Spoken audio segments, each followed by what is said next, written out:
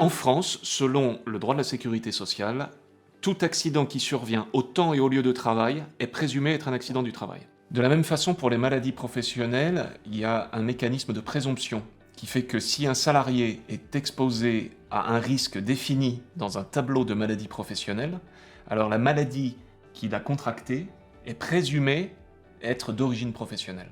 En 2019, on a dénombré plus de 700 000 accidents du travail et maladies professionnelles qui ont provoqué près de 700 décès et 60 000 incapacités permanentes, et provoqué 49 millions de journées de travail perdues.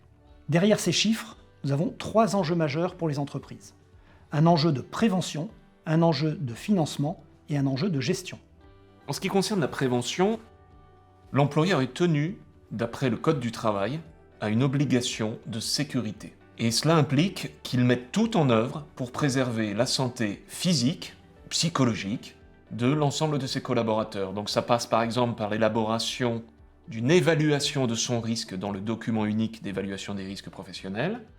Ça passe également par la mise en œuvre d'un plan d'action associé à ce document, et bien évidemment par la fourniture de tout moyen permettant de préserver la santé du salarié. L'employeur ne peut pas faire valoir qu'il ignorait la réglementation pour s'opposer à la prise en charge d'un accident du travail ou d'une maladie professionnelle. Prise en charge qui sera financée par l'employeur. La branche accident du travail maladie professionnelle impose des taux qui sont calculés en fonction des événements, leur gravité, leur fréquence, qui sont intervenus dans l'entreprise. Et le taux est recalculé chaque année en fonction de ces événements, sachant qu'un seul événement peut coûter plusieurs centaines de milliers d'euros. Et c'est pourquoi il faut avoir déployé dans l'entreprise des processus en amont pour émettre des réserves, pour répondre à des questionnaires d'enquête de la CPAM, pour faire des recours.